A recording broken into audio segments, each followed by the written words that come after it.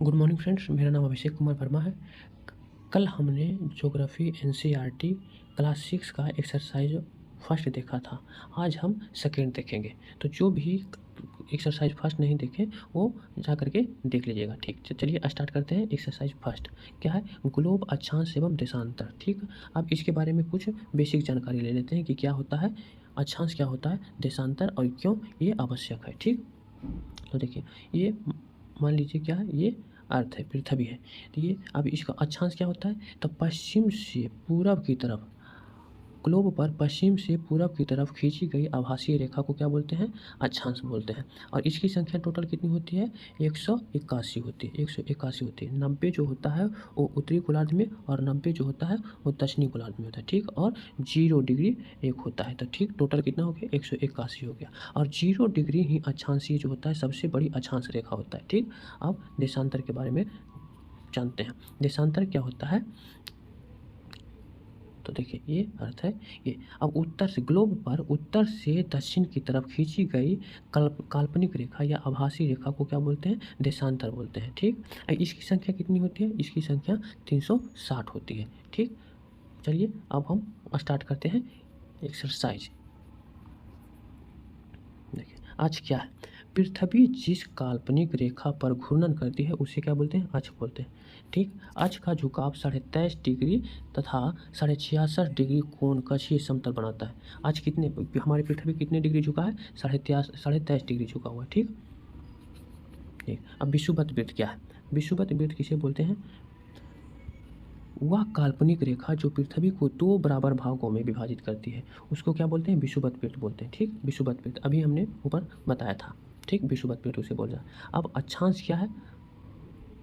अक्षांश को ही समानांतर रेखा बोलते हैं। ठीक, अक्षांश को समानांतर रेखा बोलते हैं। विषुवत वृत्त से ध्रुवों तक स्थित सभी समानांतर वृत्त होता है। ठीक है, सभी समानांतर वृत्त होता है। ठीक, और एक देखिए, एक बात ये जान लीजिए कि सभी अक्षांशीय रेखा के बीच की दूरी क्या होता है? हमेशा समान होता है। सभी अक्षांशीय रेखा की बीच की दूरी समान होता है। लेकिन जैसे जैसे ध्रुवों की तरफ जाते हैं तो वृत्त की, ये सॉरी, अक्षांशीय रेखा की लंबाई जो है वो क्या होता है? घटते जाता है, कमते जाता है। ठीक, अब देखिए पृथ्वी पर ताप कटिबंध। ताप कटिबंध कितने प्रकार के होते हैं? 3 प्रकार के होते हैं। कौन कौन सा होता है? उष्ण कटिबंध होता है, शीतोष्ण कटिबंध और शीत कटिबंध। और उष्ण कटिबंध क्या है? उष्ण कटिबंध कर्क व मकर रेखा के बीच के सभी अक्षांशों पर सूर्य वर्ष में एक बार दोपहर में सिर के ठीक ऊपर सर्वाधिक ऊष्मा की प्राप्ति करते, ठीक ऊपर होता है और सर्वाधिक ऊष्मा की प्राप्ति होता है। देखिए क्या है, बताते हैं। ये देखिए पृथ्वी है, ये क्या है? विषुवत रेखा, ये क्या है? 23.5 डिग्री है। 23.5 डिग्री नॉर्थ है, 23.5 डिग्री साउथ है। तो देखिए सूर्य कहाँ से कहाँ? सूर्य जो है पृथ्वी पर यहाँ से, मतलब कि मकर रेखा से कर्क रेखा के बीच ही लंबवत चमकता है कभी ना कभी। इससे आगे, मतलब इससे ऊपर और इससे नीचे लंबवत नहीं चमकता। इसीलिए जो है इस एरिया में क्या होता है कि सर्वाधिक गर्मी पड़ता है। और अब देखिए शीतोष्ण कटिबंध क्या है? शीतोष्ण कटिबंध उत्तरी गोलार्ध और दक्षिणी गोलार्ध में। तो कर्क रेखा से उत्तरी ध्रुव वृत्त के बीच की दूरी को, कर्क रेखा के उत्तरी ध्रुव बीच की दूरी को क्या बोलते हैं? शीतोष्ण कटिबंध। और दक्षिणी गोलार्ध में मकर रेखा से दक्षिणी ध्रुव वृत्त के बीच में कौन सा? शीतोष्ण कटिबंध पाया जाता है। ठीक है, यानी कि 23.5 डिग्री नॉर्थ से 66.5 डिग्री नॉर्थ के बीच और 23.5 डिग्री साउथ से 66.5 डिग्री साउथ के बीच। ठीक, यहाँ का तापमान जो होता है वो क्या? मध्य तापमान होता है। तापमान मध्यम पाया जाता है। ठीक है, अब देखिए शीत कटिबंध कहाँ पे पाया जाता है? शीत कटिबंध उत्तरी ध्रुव वृत्त से उत्तरी ध्रुव तक शीत वृत्त पाया जाता है। शीत कटिबंध। ठीक, यानी कि 66.5 डिग्री नॉर्थ से 90 डिग्री नॉर्थ और 66.5 डिग्री साउथ से 90 डिग्री साउथ के बीच शीत कटिबंध पाया जाता है। ठीक, यहाँ पे सर्वाधिक ठंडा पाया जाता है। सर्वाधिक ठंडा कहाँ पे पाया जाता है? शीत कटिबंध में, यानी कि कहाँ पे? 66.5 डिग्री नॉर्थ और 90 डिग्री नॉर्थ और 66.5 डिग्री साउथ से 90 डिग्री साउथ के बीच। ठीक, अब देखिए देशांतर क्या? किसी भी स्थान की स्थिति को जानने के लिए अक्षांश के साथ साथ देशांतर की जानकारी आवश्यक है। बिना देशांतर की जानकारी को हम किसी भी स्थान का स्थिति हम नहीं पता कर सकते हैं। जैसे क्या? एग्जाम्पल में हम देखते हैं। टोंगा टोंगा द्वीप जो कहाँ है, टोंगा द्वीप प्रशांत महासागर में है, व मॉरिशस द्वीप हिंद महासागर में एक ही अक्षांश पर स्थित है, यानी कि 20 डिग्री अक्षांश पर स्थित है। पर लेकिन इसकी सही अवस्थिति जानने के लिए क्या देशांतर का ज्ञात होना या ज्ञान होना आवश्यक है। ठीक, अब देशांतर क्या है? देशांतर वह काल्पनिक रेखा है जो उत्तरी व दक्षिणी ध्रुव को मिलाती है, उसको क्या बोलते हैं? देशांतर। अभी हमने ऊपर बताया था कि विश्व ये ग्लोब पर उत्तर से दक्षिण की तरफ खींची गई काल्पनिक रेखा को क्या बोलते हैं? देशांतर बोलते हैं। ठीक, वही है। अब देशांतर के बीच की दूरी को हम डिग्री में यानी कि अंशों में मापा जाता है। ठीक, तथा प्रत्येक अंश को मिनट में मापा जाता है तथा प्रत्येक मिनट को सेकेंड में विभाजित किया जाता है। ठीक, ये अर्धवृत्त है तथा इसके मध्य की दूरी ध्रुवों की तरफ घटती जाती है व ध्रुवों पर शून्य हो जाती है, जहाँ सभी देशांतरीय यमयुतर आपस में मिलती है। यानी कि इसका मतलब क्या हुआ फ्रेंड्स? इसका मतलब ये हुआ कि ये देखिए, मान लीजिए ये पृथ्वी है, ये क्या है? देशांतरीय रेखा, एक देशांतरीय रेखा, ये क्या है? ये इस तरह से आता है, ये इस तरह से देशांतरीय रेखा आता है। तो इसकी बीच की दूरी क्या होता है? जैसे सबसे, लेकिन अगर जो पूछेगा कि किस अक्षांश पर देशांतरीय रेखा की, दो देशांतरीय रेखा के बीच की दूरी सबसे अधिक होगा, तो सबसे अधिक कहाँ पे होगा? 0 डिग्री अक्षांश पे। 0 डिग्री अक्षांश पे दो देशांतरीय रेखा के बीच की दूरी क्या होगा? सबसे अधिक होगा। ठीक, ये कभी कोई पूछ सकता है। ठीक, पीसीएस में कभी ये क्वेश्चन आ सकता है। ठीक, सभी देशांतर रेखा की लंबाई समान होती है, जबकि सभी अक्षांश रेखा की लंबाई जो होता है भिन्न होता है। अभी हमने बताया था कि क्या सभी जितने भी अक्षांश है उसकी बीच की दूरी समान होती है, लेकिन उसकी लंबाई जो है क्या होती है? घटते जाती है। ध्रुवों की तरफ जैसे बढ़ते हैं तो उसकी दूरी घटती जाती है। अब प्रमुख यमयुत्तर क्या होता है? ये देखिए, राजकीय वेधशाला लंदन प्रमुख मानकर इसकी पूर्व व पश्चिम में देशांतर रेखाओं की गणना की जाती है। ठीक, कहाँ, किसको? राजकीय वेधशाला लंदन को प्रमुख माना गया। ठीक, 180 डिग्री पूर्वी व पश्चिमी देशांतर ही देश रेखा ही क्या है? अंतर्राष्ट्रीय तिथि रेखा 180 डिग्री।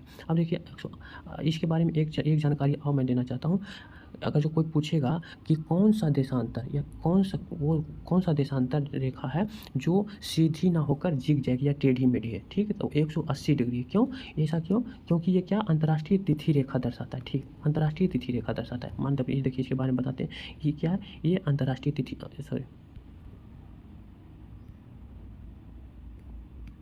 ये अंतर्राष्ट्रीय तिथि रेखा दर्शाता है। ठीक, अंतर्राष्ट्रीय तिथि रेखा है और ये कोई देश की सीमा मान लिया जाए इस तरह, ये ऐसा है। ठीक, इस तरह तब ये तिथि रेखा दर्शाता है, तो यानी कि तिथि रेखा दर्शाता है तब ये एक ही देश का 2 डेट हो जाएगा। तो इसी से बचने के लिए क्या किया है? इसको इस तरह से लाया। ये रेखा इस तरह से आता है, इसको इसके साइड इस देश की सीमा के साइड लाता है और फिर इसको सीधा कर देता है। तो इसीलिए इसको जिग जैग बनाया गया है। तो यानी कि इसकी समस्या से निपटने के लिए, यानी कि कोई भी देश में 2 डेट ना हो, इससे निपटने के लिए क्या किया गया है? 2 इसको टेढ़ी मेढ़ी यानी कि जिग जैग बनाया गया। अब देखिए, इससे रिलेटेड एक क्वेश्चन पूछा गया था 2008 में। निम्नलिखित में से कौन सा एक जलदम्रुमध्य अंतर्राष्ट्रीय तिथि रेखा के सर्वाधिक निकट है? तो ये सब सारी जितने भी जलदम्रुमध्य है इसकी जानकारी पहले आपको होना आवश्यक है। तो इसके बारे में मैं बता देता हूँ। क्या है? पहले ये मलक्का जलदम्रुमध्य कहाँ पे है? मलक्का जलदम्रुमध्य जो है वो हिंद महासागर में है। मलक्का जलदम्रुमध्य हमारे हिंद महासागर में है। और किसके बीच में है? ये इंडोनेशिया और मलेशिया के बीच में। मलक्का जलदम्रुमध्य जो है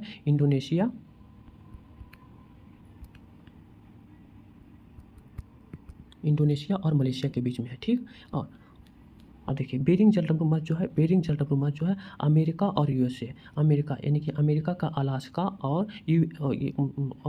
रसिया, अमेरिका का अलास्का और रसिया को अलग करता है ये बेरिंग जलदम्रुमध्य। जब आप मैप में देखिएगा तो बेरिंग जलदम्रुमध्य अलास्का और ये रसिया के बीच में एक बेरिंग सागर होगा, वहीं पे उसी को बेरिंग जलदम्रुमध्य बोला जाता है। फ्लोरिडा का जलदम्रुमध्य जो है ये कहाँ है?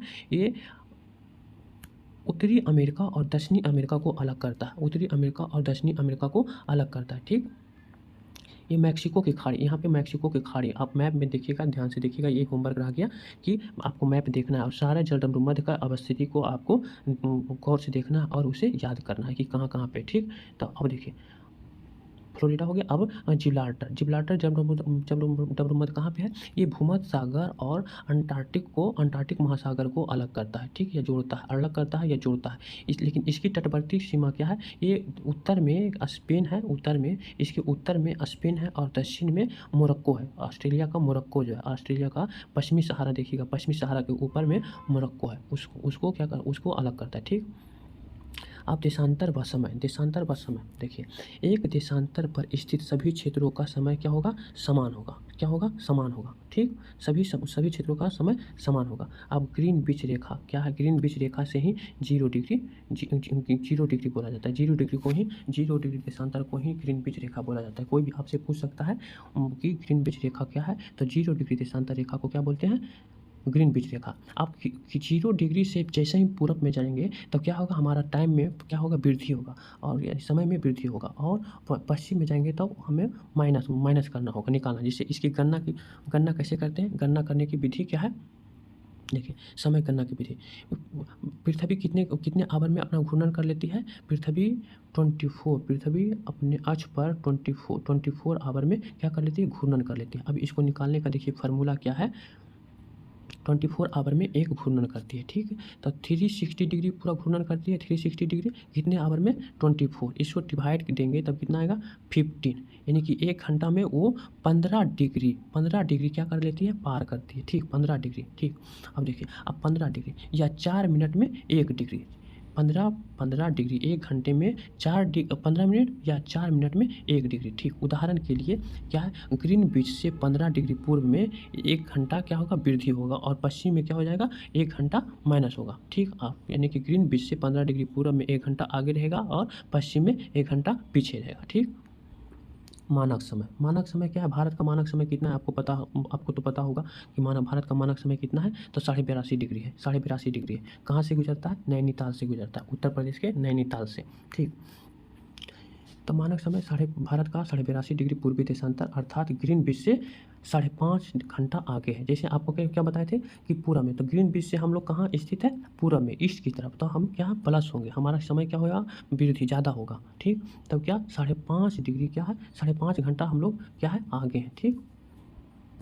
देखिए, हमारा ये जो है एक्सरसाइज समाप्त हो गया। अब इससे रिलेटेड एक आईएएस में क्वेश्चन आया था 2013 का। अलग अलग ऋतुओं में दिन समय और रात्रि समय के विस्तार में भिन्न किस कारण होता है? भिन्न किस कारण होता है? पृथ्वी का अपने अक्ष पर घूर्णन, पृथ्वी का सूर्य के चारों ओर दीर्घवृत्त रित में परिक्रमा, या स्थान की अक्षांशीय स्थिति, या पृथ्वी का नत अक्ष पर परिक्रमण। तो कौन सा हो जाएगा? नत अक्ष पर परिक्रमण। पृथ्वी का नत अक्ष पर परिक्रमण होगा, ठीक। तो आज का हमारा जो सेशन है, हमारा जो लेसन है, वो क्या हो गया? समाप्त हो गया फ्रेंड्स। तो फ्रेंड्स, इसका PDF पाने के लिए आप हमारे टेलीग्राम चैनल पे जुड़े, जिसका नाम है स्टडी IAS विथ वर्मा जी। और फ्रेंड्स, आपको ये वीडियो पसंद आया तो लाइक, कमेंट और चैनल को सब्सक्राइब जरूर करें। Thank you.